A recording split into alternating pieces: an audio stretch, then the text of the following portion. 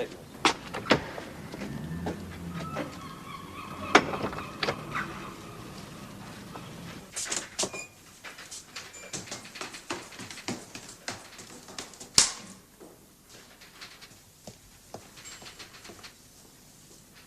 To put it bluntly, Lord Peter, Inspector Macpherson here, and indeed all my men are well up to their jobs. In normal circumstances, I don't welcome outside interference. However, your reputation is not unknown to me, and neither the Inspector nor I am going to object to the right kind of interference. Well, that is very kind of you, Sir. Providing it is the right kind. Now, will you tell me why you are so convinced this is a murder?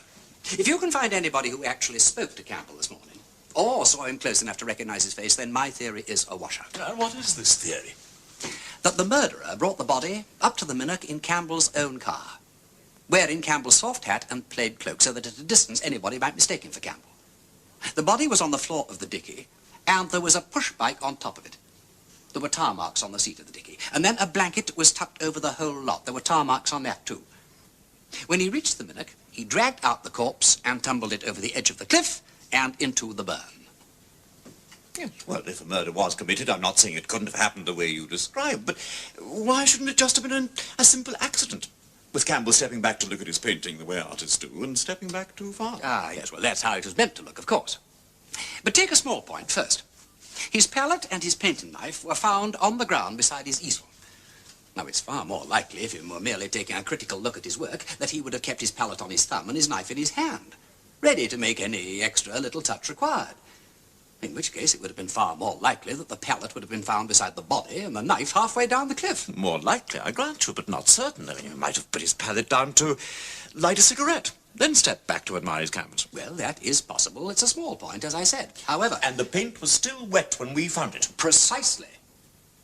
Are you suggesting, my lord, that your murderer, having disposed of the corpse, then sat down and painted a picture? In Campbell's own style. That is exactly what I'm suggesting. He'd have had to be a very cool customer. Well, not only cool, Inspector, but a desperate and an extremely skillful artist to boot. You're saying, in effect, that Campbell was murdered by a fellow artist? Indeed.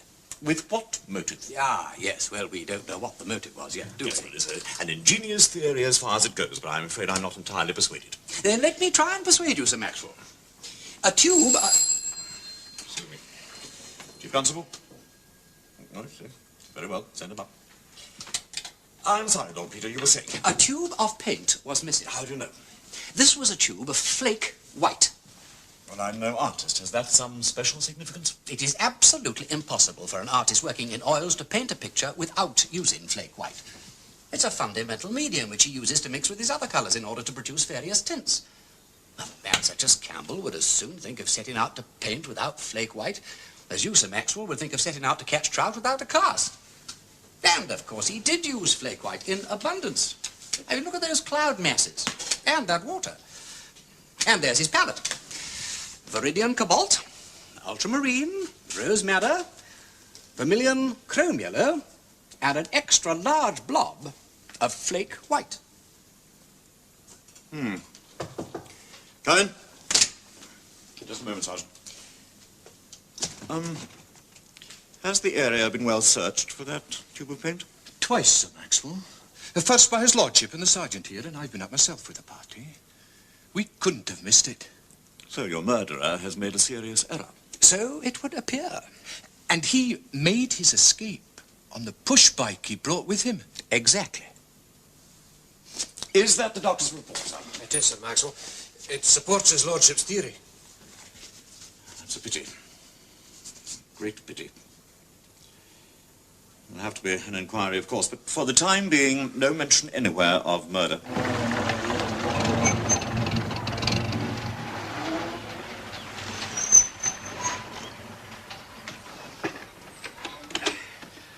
What's for luncheon, Bunter? I am feeling uncommonly ready for it. Just a simple stew, my lord. Shin of beef with onions, carrots, and dumplings. I say, sheer bliss. And equally hard to come by. Hard to come by? A shin of beef, my lord. Like sheer bliss in these parts, equally hard to come by. Now you do surprise me. I would have thought there were plenty of beeves in this part of the world with their fair share of shins. Your lordship is perfectly correct, but the local term for shin of beef is hoch, and I had great difficulty in making myself understood. Do you know, I do believe that you're right. Would your lordship wish me to refer to the comestible as hock during our residence in this country? Well, it would be a gracious concession to national feeling, Bunter, if you could bring yourself to do so. Right you are, my lord. Fortunately, I didn't have the same difficulty in making myself understood with Mr. Waters' landlady. I say, go to, you old fox. Say on, say on. Well, it appears, my lord, that Mr. Waters caught the 8:20 train this morning in order to visit an art exhibition in Glasgow. Oh, well, that's relief. I was getting a bit anxious in that direction. I like Waters, you know, but he came to blows with Campbell last night. He spoke slightingly of his work, told me that he hated his guts, and insisted that he was capable of knocking off a perfectly good Campbell in half an hour. Furthermore, your lordship's two friends, the Mrs. Selby and Cochrane, they travelled on the train with him. Did they, by Jove? Oh, well, that's even better. If he went with those two admirable ladies, he's completely in the clear. I also took the opportunity, while you were with Sir Maxwell Jameson, of calling on Mrs. Green. Mrs. Green? Formerly char lady to the deceased. Also does for Mr. Ferguson. A fellow artist who lives in the adjoining cottage. Yes, I remember, Bunter. Was Mrs. Green any help? Well, she assured me that Campbell had slept in his bed. Was he'd left by the time she arrived, but it seems he had his usual morning breakfast of bacon and eggs. By Jove, that's interesting. Did she say what Ferguson had for breakfast? A pair of kippers. May I inquire why your lordship's so interested? Well, you may, Bunter, you may indeed. Dr. Cameron's report. Apparently, there was nay food in the dead man's wame. His tummy was empty. Well, I take your lordship's point, but if Mr. Campbell had breakfasted early, the food could have passed out of his stomach before he was killed. No, but not so, Bunter. According to Sergeant DL, the doctor said that his interior was as tim as a drum, and that he would stake his professional credit that he hadna eaten anything since the previous nicht. Now, do you see what that implies? I do indeed, my lord. It would appear that the murderer prepared bacon and eggs, sat down at Campbell's table, and ate his breakfast for him. Very quick, Bunter, very quick. So our man not only has to be a painter, but someone who knew Campbell well enough to know his habits. An old enemy, perhaps? From a murky past, you mean? Uh-huh. Well, that's possible, but let's concentrate on the present. Now, who have we got in the neighborhood now? Well, there's a bearded gentleman, Mr. Gowan. A celebrated painter, publicly insulted by Campbell, and with whom he is not on speaking terms. Matthew Gowan. Mr. Farron. Jealous of his beautiful wife, apparently. Oh, yes. And who I also understand stormed out of the Selkirk Arms early yesterday evening, swearing all kinds of blue murder against Campbell. Hugh Farron. Mr. Strachan. On secretary of the golf club. Yeah, there's been unpleasantness there, all right. Henry Strachan. Mr. Graham. Graham. He's a wild young man who had arguments with Campbell over fishing rights, and who, I understand from Willie Murdoch, actually succeeded in ducking him in the pool below his cottage one day. Also, I believe, involved in the unpleasantness at the golf club. Jock Graham. Mr. Ferguson. Campbell's neighbour. I haven't heard anything in that direction. Well, I shouldn't imagine anybody could live next door to our victim without having trouble. No, indeed, my lord. And he is certainly the most likely one to know anything about his eating habits. John Ferguson. Presumably, we can dismiss Mr. Waters, my lord. Yes, I would think so. But let's keep him on our list just for the moment. Michael Waters. Is that the lot? Of his immediate painting fraternity, yes, it is. 1, 2, 3, 4, 5, 6. Well, may I serve luncheon now, my lord? Yeah, well, now you come to mention it, Bunter, my own interior is as tim as a drum. And what is so gratifying, you know, is that Sir Maxwell Jameson, in his own dour way, has more or less given us carte blanche to stick our noses into this business as often as we please. And your holiday, my lord? Well, it will simply be a different kind of holiday, Bunter, that's all. 6 painters, and one of them certainly killed Campbell. Well, all we have to do is eliminate the 5 red herrings.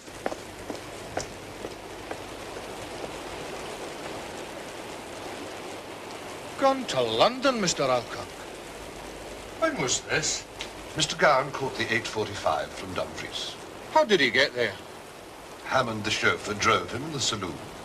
Was this a sudden departure? The master is in the habit of making occasional journeys. He does not always give us previous notice. And this time it did not strike you as unusual in any way. Certainly not. If that's all, Inspector.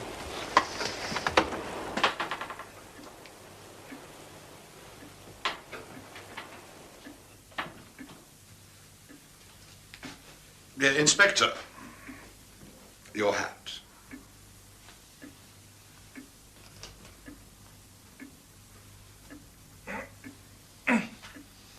Mr. Alcock, I am investigating this matter of the death of Mr. Campbell, and I will tell you, without circumlocution, there are suspicious circumstances attending it. Indeed. Mm-hmm. And therefore it is important to get all possible information from those who saw Mr. Campbell of late.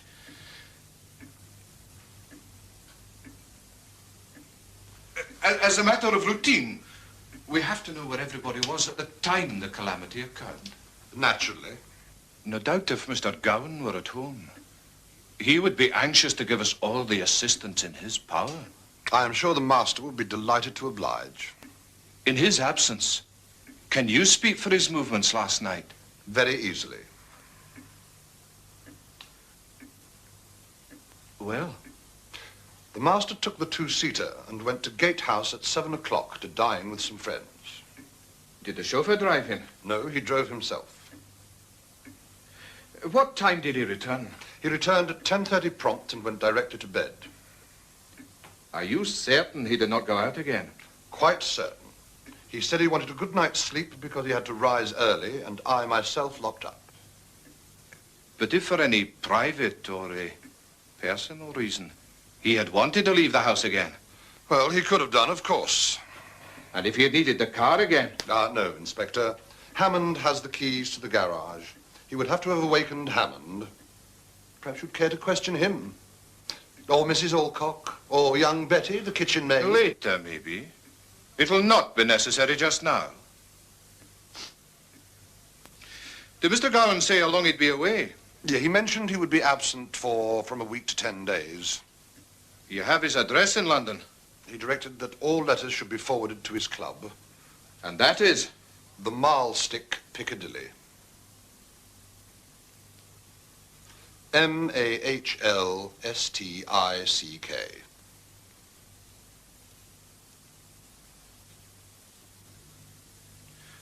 Much obliged, Mr. Alcock. Not at all, Inspector. Glad to have been of service. I'm sure it's what the master would have wished. I hope very soon you have the miscreant by the heels. Good day, Inspector.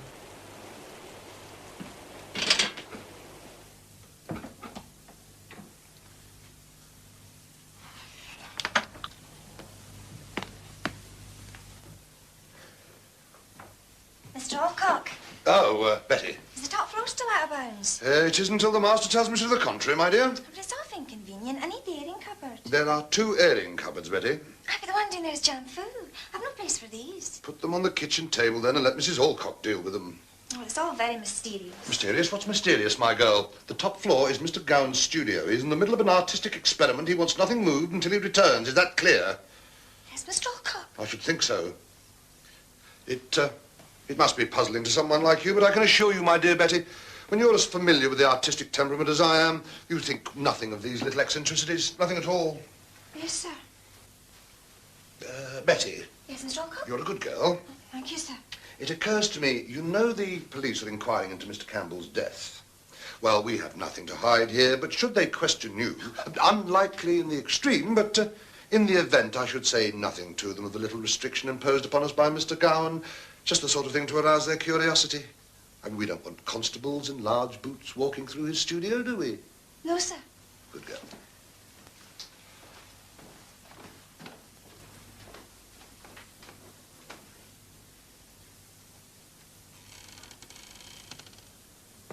Here we are, then. Now, I'll have a girl to answer the phone and do my typing. And here, I'll have photos of the suspects with their details. All the exhibits will be on this table. Maps of the area. Statements on the desk. Reference books here. And I'm going to borrow a blackboard from the school for all the new information. Inspector Parker would approve. I'll be frank with you, Lordship. I've handled every crime in the book, but not murder until now. So in honor of the event, I've created this. Every scrap of information, every piece of evidence will be channeled through here. Admirable. And are you, so to speak, in business yet? Oh, yes. In both a negative and a positive sense. And what does the negative imply? Well, now, we can find no recognizable fingerprints on the artistic paraphernalia. Mm-hmm. And the steering wheel of the car is clean as a whistle. That's the negative. And the positive? There's the minute where you found the body. How would your murderer get away? Well, I'm assuming he used the bicycle. And where would he go to? Back home? Perhaps. But perhaps he caught a train. Either to Glasgow or Stranraer. Bar Hill's the nearest station, 10 miles. Now, my lord, I've interviewed the folk at Borgan, and their young Willie saw Campbell, or a man wearing Campbell's plaid cloak and big black hat, out painting on the minute where the easel was. Our murderer. What time? A few minutes to 10. Just before Bunter and I reached the burn. Precisely. Interesting.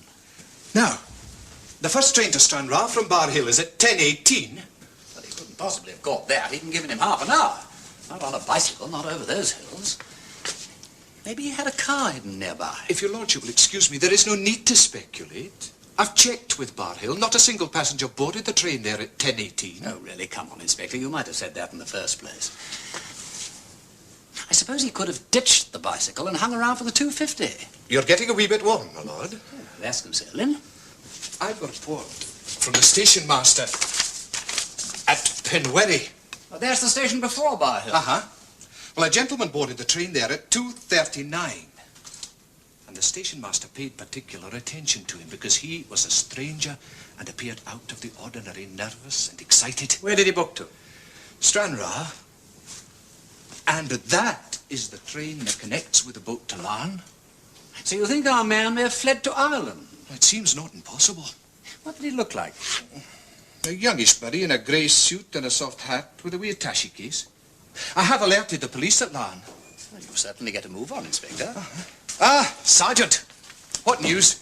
Well, I visited the cottage and inquired of neighbours. Nobody has seen Mr. Ferguson since early yesterday. He had 2 kippers for his breakfast. Oh, I'm so sorry. Information supplied by his charlady, Mrs. Green, to my man Bunter. Now, come to think of it, I've no idea whether she actually saw him. We'll soon find out, Sergeant. Is there anyone on your list of suspects, Inspector, whom you can definitely rule out? Mr. Gowan. His staff vouch for his movements. He was in his bed all night, and the chauffeur Hammond drove him to Dumfries where he caught the 8:45 in the morning. Ah, Sergeant, drive over to Dumfries, check with the ticket collector. If Mr. Gowan boarded that train, he'll not be forgetting him. Very good, Inspector. And if your lordship should come up with something... I will let you know. Ah, that will be his lordship now. The Mrs. Selby and Cochrane are here to see you, my lord. Well, how are we, ladies? Welcome to our humble roof. It's no good taking that tone with us, Peter Wimsey. We're most upset. Bunter, you've given him the cooking sherry. Indeed, no, my lord. The sherry's excellent. Bunter's been telling us all about the murder of that dreadful man. Bunter, I thought I made... With all respect, my lord, the ladies appear to know a great deal already. Of course we did. Bunter has merely been dotting the I's and crossing a few T's for us. Why, Peter Wimsey? Are we not on your list of suspects? Good heavens, Bunter, a glass of sherry for your master, quickly. Should you be on my list? We are both talented artists. We both detested Campbell, and either of us, well, certainly the two of us in concert, were capable of doing him in. And did you do him in? No, we didn't. But you might have done us the courtesy of accusing us. Well, I haven't accused anybody yet. Thank you, Bunter. Very glad to hear it. We shall certainly demand the satisfaction of refuting any allegations you choose to make. You see, we have a perfect alibi. Do you know I don't believe a word of it? You two are in this thing up to your necks, and you will probably swing by him before I'm through with you. That's much better. Go on, Mary. You tell him. No, you, dear. I'll prompt you when you go wrong. I think I ought to warn you that breaking alibis is my strong suit. You won't succeed, dear man. Go on, Margaret. We went to the Glasgow Art Exhibition yesterday. We caught the 8:20 train. It's an absolute beast. Stops at every station, so we didn't get into Glasgow till 2:16. Jack and Claire were waiting for us at the barrier. Jack and Claire? The Barrages, of course. You must know the Barrages. Must I? Is it important? Well, certainly it's important. They're key witnesses. They took us for a late lunch at the Central, and we spent the whole afternoon gossiping in the lounge. I thought you said that you went to the exhibition. That was until 4:15. Jack very kindly drove us there in his motor car and dropped us off. They're not interested in painting, you see. Well, in any case, it didn't matter, because we bumped straight into John Ferguson. Oh, he was there, was he? In Glasgow? Yes, he was just coming away from the exhibition. He said he'd been through the rooms pretty thoroughly and was coming back next day. But you know how kind he is. Well, I don't, actually. Well, he is. And he very charmingly went all round the exhibition with us once again. Did he? I suppose he really had been through the place once already. Yeah, there's the first sign of that suspicious Wimsey mind. Oh, you don't fool us a bit. Yes, he had been round already, because he told us beforehand where everything was and mentioned the ones he liked. So if he's a witness for us, we'll be a witness for him. We travelled on the same train. You saw him? No, but the first thing he said was, I saw you at the station, but you didn't see me. Was that the Barrages who were meeting you? That's pretty good. Well, does our alibi stand up? Well, you could make it even stronger. Haven't you forgotten another key witness? No, I'm sure we haven't. Well, what about your neighbour, Michael Waters? What about him? Well, didn't he travel to Glasgow with you? Whatever gave you that idea? Well, his landlady said he did. Oh, which is quite wrong. We haven't set eyes on Mr. Waters for at least 2 days. Look, Mary, we've actually staggered him. A body blow, I confess. Poor Mr. Waters, such a nice man. If we'd known, we'd have lied our heads off for him. And now I suppose his alibi's ruined. Oh, that was very deceitful of you, Peter Wimsey, leading us on and trapping us like that. Oh, never mind, Margaret. Mr. Waters wouldn't hurt a fly. But since we've put our big feet in it, what do you say? Let's go the whole hog? You mean Mrs. Farron? What about Mrs. Farron? So you know our beautiful, pale, pre-Raphaelite ghost? Well, slightly. I know her husband better. Then, dear boy, let us provide you with the opportunity of improving your acquaintance with her. Better you than me. She's not quite our cup of tea. However, her maid Maggie told our girl Rose that Mr. and Mrs. Farron had a tremendous row. Over Mr. Campbell? And Farron rode off on his bicycle swearing vengeance. Well, that was the night before last. And you know what, Peter Wimsey? He hasn't been seen since.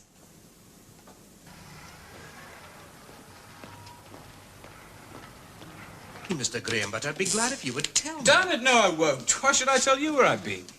You'll have heard, no doubt, that Mr. Campbell has been found dead. Campbell? Dead? No, I hadn't heard. Well. May his sins be forgiven him. I suppose he'd have dropped too much and fell into the harbour. It was not like that at all. And if you haven't heard when the whole neighbourhood knows, where have you been hiding these past 2 days? That is impertinent, inquisitive, and entirely my own business, Sergeant Deal. And where did this happen? Up at the Minnoch? And how did you know the body was found up at the Minnoch? I didn't. I thought it a likely spot. I'm beginning to suspect there's more to this than meets the eye. You mean to say it wasn't an accident? Somebody did him in? That's as me. Poor old Campbell. I always told him he was born to be hanged. Instead, he gets himself murdered. Are you, suspecting me, Sergeant Deal? Not exactly, sir, but as a matter of routine. I can see it all in his expressive eye, Willie. All I'm asking, Mr. Graham, is what made you mention the Minnoch? Telepathy. Oh, come along now, sir. This is no time for joking. Oh, all right, Sergeant. I mentioned the Minnoch because he told me he might be going up there. He told you himself? Why not? You know, I did sometimes speak to Campbell without throwing boots at him. He told me on Monday he was going up there to paint next day. I see, sir. Now, as to your own movements on Monday night... You're one of the bulldog breed, dear. Like St. Gengulphus. They cried out, good gracious, how very tenacious. You mean to have an answer, don't you? Well, as a matter of routine... Sorry.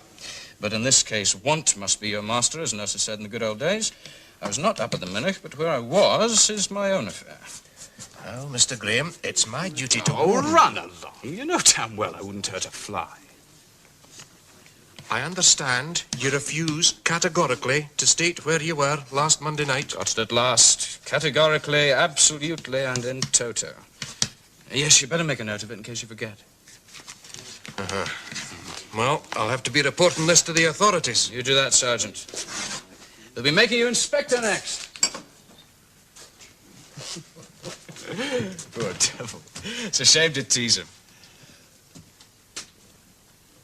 Here. That's no bad, Mr. Graham. You know, that's exactly the way The way Campbell painted. That's my trouble, Willie. Too versatile. Working everyone else's style but my own. Oh, thanks, Willie. Thanks for going. Cheery bye, Mr. Graham. I find that most unusual. What's that, Mr. Bunter? The drawing? Oh, no, not that, no. But you see, if a gentleman like Mr. Graham has nothing to hide, one hardly expects a point-blank refusal to help the police. But you see, he does have something to hide. He's a great man for the ladies. Oh, but mind you, a proper gentleman. He won't be telling tales out of school. Hello? Oh, it's yourself. It's all right, Willie. Mrs. Ellison, you got my note. How very kind of you to come. Please. Hello. How are we, Mrs. Farron? Everything bright and blooming, what? I'm very well, thank you, Lord Peter. Is Farron in? He was out, I'm afraid. Oh. Won't you come in? Oh, well, that's very good of you. You sure I'm not in the way? I bet you're hard at it as usual, what? Do you know, I envy you, all that spinning and weaving that you do. Sort of Lady of Shalott touch about it. I'm afraid I'm just being lazy today. Yeah, what a splendid idea. Do you mind if I sit down? Do? Oh, thank you. Well, now, where's Farron popped off to? Oh, he's gone out somewhere. Oh, the gay dog. You know what this place is. People go off saying they'll be back to dinner, and then they run into a friend, and that's the last you see of them. Do you mean he didn't even get back to his grub last night? I was speaking generally. He was home to his dinner, all right. Then barged out again afterwards, saying he wanted some cigarettes and would be back in 10 minutes, I suppose. Yes, I know. Disheartening, ain't it, the way we men behave? I'm a shocking offender myself, you know. I must say my conscience is fairly easy. After all, Bunter's paid to put up with me. It's not as though I had a devoted wife, warming my slippers and looking out the front door every 5 minutes to see whether I was going to turn up. No, I do think it's unfair. I mean, one never knows what may happen to people. Look at poor Campbell, for instance. Lord Peter, do tell me what's really happened. My maid came in with some dreadful story about him being killed, but she got so excited I couldn't make her out. Well, it's a fact, I'm afraid. They found him in the Minnock yesterday with his head bashed in. Dreadful. You don't mean he was... Well, it's difficult to say quite how it happened. The river's full of rocks at that point, you see. Did he fall in? Well, it looks like it. You know, I wonder you hadn't heard about this before. He was a good friend of yours, I believe. Yes. We knew him very well. Oh, dear. Oh, look, I say, I am sorry. Look, this has obviously been quite a shock to you. Well, never mind, your husband's sure to be back soon. The news will be all over the county by now. In fact, it's surprising he's not back already. Really, Lord Peter, you talk as if the death were in my family. We knew Mr. Campbell, certainly, but there's no reason for me to be prostrated, you know. No, of course not. No, I just thought you seemed a bit upset, that's all. No, I must have misunderstood. You most certainly did. I felt sorry for Mr. Campbell. He was a bitterly unpopular man, and he felt that more than people ever realized. He had a perpetual grudge against everybody, and the more you hate everybody for hating you, the more unattractive you grow. That's why I always tried to be fair to him. I think some people misunderstood, but one can't stop doing what's right because people misunderstand, can one? No, indeed, no. I mean, if you and your husband... Hugh and I understand one another perfectly. Well, let's hope the truant turns up soon. Off on his bicycle, as usual, I suppose? Yes, he's got his bicycle with him. Do you know, I think there are more bicycles per head of population in Kirkcudbright than any other town that I know. That's because we're all hard-working and poor. Yes, just so. Nothing as virtuous as a bicycle. I mean, you can't imagine a cyclist committing a crime, can you? Except perhaps murder. Why murder? Well, you know, I mean the way they all rush around in gangs on the wrong side of the road. No brakes, no lamps, no bells. Practically murder, what? Well, goodbye, Mrs. Farron. Remember me to your husband.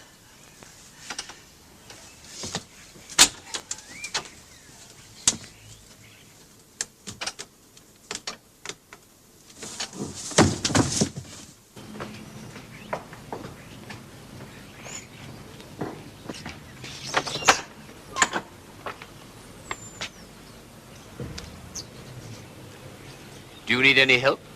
Which is the self-starter? Well, if you move over, I'll show you.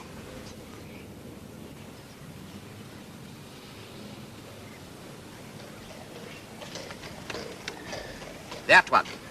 Super motor. You're Lord Peter Wimsey, aren't you? So I have been led to believe. I'm Fenella Strachan. It's very nice to meet a civilized Englishman. Well, charming of you to say so. Strachan. Are you related to Henry Strachan, the artist, by any chance? Niece. I live in London, thank God. Well, Croydon, actually. Mummy and Daddy always send me up to stay for a week during the summer holes. Awfully mean of them. Don't you like it up here? Well, I'm not exactly your tweeds and brogues type. And as for that stuffy old golf club, it's not my line at all. What is your line? Dancing. They say my rumba is the bee's knees. I can well believe it. Do you dance? I doubt whether I'm quite up to your standard. What were you doing in my car? Just killing time. I mean, it's impossible at home. Aunt Millie's been having hysterics all over the house ever since they arrested Uncle Henry. Arrested? Who's arrested him? The police, of course, for killing that man Campbell. Well, it's not quite accurate to say they've arrested him, but they've taken him in. Comes to pretty much the same thing. You see, the evidence against him's absolutely damning. Is it? What a hole! I don't suppose there's a decent opium den within 100 miles. Well, now you come to mention it, I don't suppose there is. But if you care to come back to my place, I can offer you a muffin. A little spin first to work up an appetite? Done.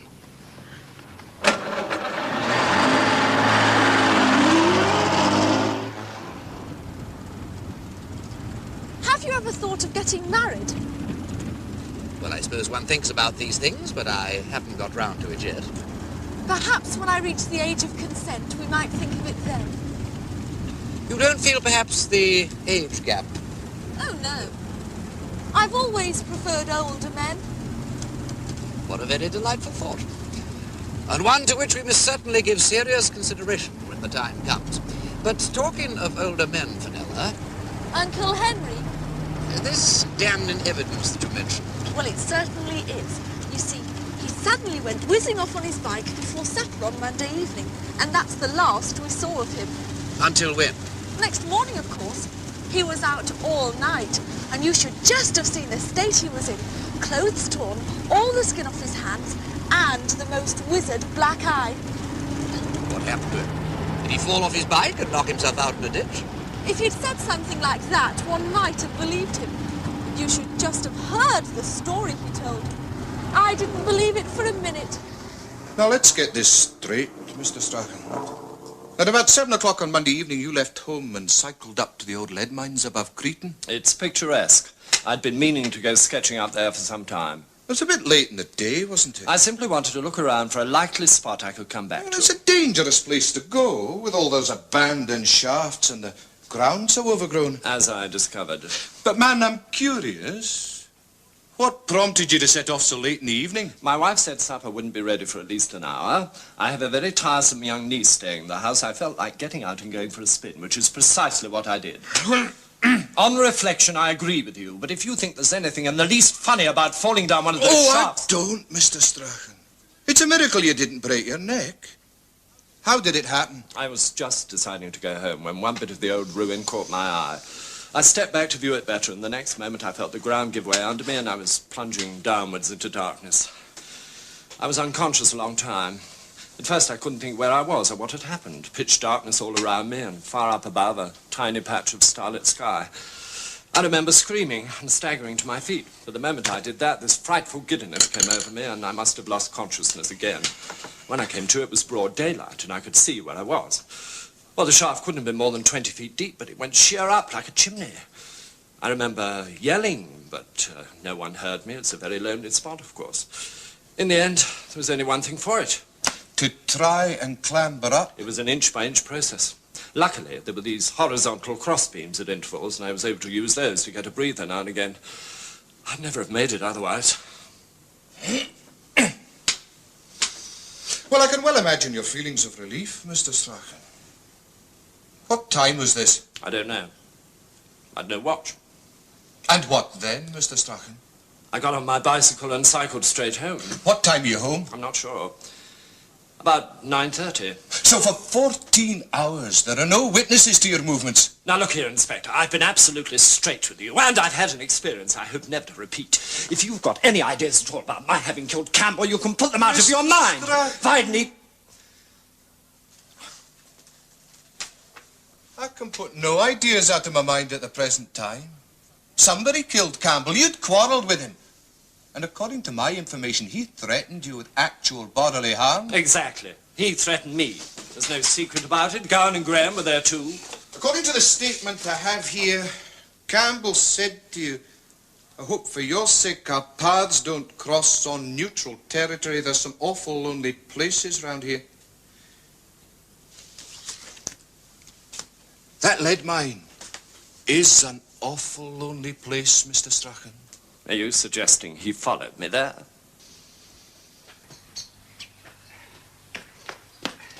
What ho, Bunter? I'm sorry I'm late. I've been returning a Miss Fenella Strachan to the bosom of her uncle. Well, that's a very odd young lady indeed. Case of what you might call lamb dressed as mutton. Can't be more than 15, still at school, in fact. We're doing our best to act like a femme fatale of 35. Anyway, Strachan claims to have spent Monday night at the bottom of a disused mine shaft, no less. Well, he certainly looks as though he had. Oh, I'm so sorry. I didn't know we were entertaining. Mrs. Ellison is just on the point of leaving, my lord. Thank you, Mr. Bunter, for your hospitality, but Mrs. Ellison? Mr. Waters' landlady. Mrs. Ellison, of course. I thought you'd be interested to meet her. I'm more than interested, Bunter. I'm delighted, Mrs. Ellison. Oh, and likewise, my lord. Which is more I can say for your Mr. Bunter. Oh, now, shame on you, Bunter. Mrs. Ellison's glass is empty. Oh, no. Thank you just the same, my lord. Yes, Mrs. Ellison. I insist. There we are, Bunter. You wouldn't want to see me drinking alone now, would you? Oh, we are put like that, my lord. Mrs. Ellison has been most informative concerning the nocturnal activities of Mr. Waters on Monday night last. Really? You can tell by his tone, can you know? Out to deceive, he thinks I was. On the contrary, my dear lady. Plain as the nose in your face. I ask you, my lord, do I look the sort of body that would want to mislead a policeman? Mr. Waters, it seems, certainly did not catch the 8:20 to Glasgow. So I have been informed, Bunter. Had they asked at the time? Had I known at the time about poor Mr. Campbell? You would have told the police. Well, of course you would, Mrs. Ellison. But what makes you now think that he didn't go to Glasgow? Well, before he went to his bed, they told me he was going to that exhibition with Miss Cochran and Miss Selby. And then, sometime between 11 and midnight it was. On the Monday night? I heard someone throwing pebbles at Mr. Waters' bedroom window. Sleeping as I do, you see, one room removed from Mr. Waters, you see. Both windows looking out onto the street. Well, naturally, you went along. I was not prying. Let that be made quite clear. I was... Not prying. Well, I am sure you weren't, Mrs. Ellison, but that naturally, having been awakened... I went to my window. Naturally. And there, in the street below, was this man. I mean, if the police had asked about the previous night, do you not think I would have told them? He thinks I'd not have told them. Oh, well, now, shame on you, Bunter. I mean to say, I saw Mr. Waters myself on Monday night. In fact, shortly after 10:15, no, 10:30, I believe it was, I delivered him back, slightly inebriated, I admit, to your own front door. Now, did I tell the police that? A difference, you see, between a gentleman. A gentleman's so cold. Did you recognize this man? He was well wrapped up in an overcoat and muffler, but I heard Mr. Waters open his bedroom window, and what do you want, he says. And what did he want? Oh, couldn't hear his answer. But stop making that blasted row, said Mr. Waters, and down he went. He opened the door, let whoever it was in, and went into the sitting room. And I went back to my bed. But a little later... A little later, I heard footsteps running up the stairs to Mr. Waters' bedroom, and down again. I heard the front door open and shut, and off they went. Walking or in a car? The car.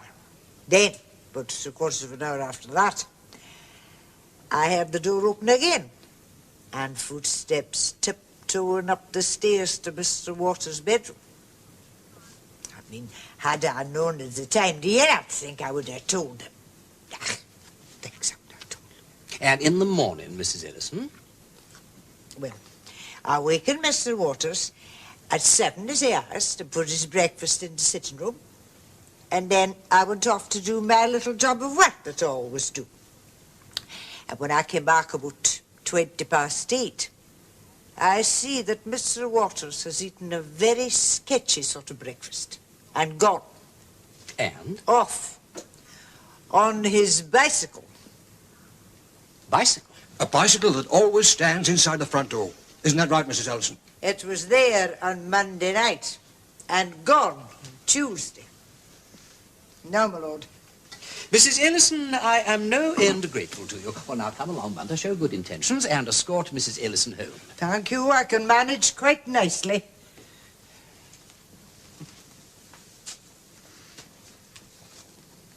I wish you good day, Lord. Good day, Mrs. Ellison. A most stimulating chat, and thank you so much. And you, Mr. Bunter, I wish you goodbye.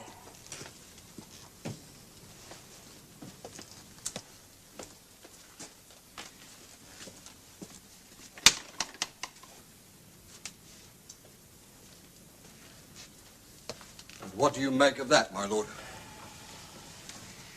Hard at it since lunchtime, I would imagine. No, I meant the man in the street. Campbell? Come back to finish his row with Waters? They drive off together in Campbell's car to fight it out. Campbell gets his head bashed in. Waters conceals the body somewhere and then goes home to make everything look as ordinary as possible. He then works out a plan of action. And he dodges off in the morning on his bicycle when Mrs. Ellison's back is turned. He puts the body and the bicycle into Campbell's dicky and then hares off to the Minnock to stage the accident. No, it's no good. Yeah, well, I was about to compliment your lordship on a most logical progression of thought. No, Bunter. The circumstances, I admit, may seem to fit the crime, but if my hypothesis is correct, where is Waters now? What on earth is the good of concocting an elaborate fake like that and then throwing suspicion on oneself by running away? My lord... And if you are going to say perhaps he has fallen down a mine shaft like friend Strachan... No, my lord, I was about to observe that there is a common denominator with our 5 red herrings. And what's that? Absence on the night of the crime. Oh, there you are, Bertie. This is a fine time to be getting home. Oh, well, it was a film, Mr. Hammond. It finished a bit late. There was a wee bit of a fire in the projection room halfway through, but they soon had it out. Oh, not soon enough. Oh, but it was a lovely film. Do you not think that Raman Navarro's a lovely man? Diego. That love scene with Mata Hari. I'm not ashamed to say I was shivering all over. Does he not remind you of Mr. Bunter? What? Raman Navarro. I cannot see the comparison, Betty. And if I were in your shoes, I wouldn't mention the resemblance to Mr. Bunter. Oh, well, Mr. Bunter's not physically beautiful. Not in the same way, that is. Oh, but they're both masterful men, and that's what's important to a woman. Is it? Well, I'll tell you what's important to a man. It's 10 minutes to closing time, and I'm not standing here listening to any more of your nonsense. Well, where's Mr. and Mrs. Alcock? They're out visiting. They'll be back in half an hour. I don't understand. Well, there's no need to wait for me. Why did you not leave the key under the mat? When Mr. Gowan's away, it's Mr. Alcock who says what goes in this house. The premises are never to be deserted. There are too many valuables. The place is a standing invitation to burglars. Burglars? What am I supposed to do? The house is suddenly swarming with burglars. Just scream. I'll come running.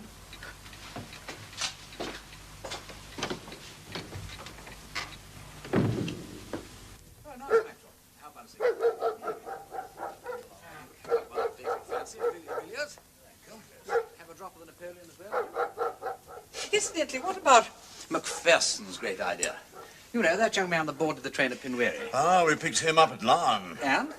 Complete washout, I'm sorry to say. Yes, well, I'm not entirely surprised.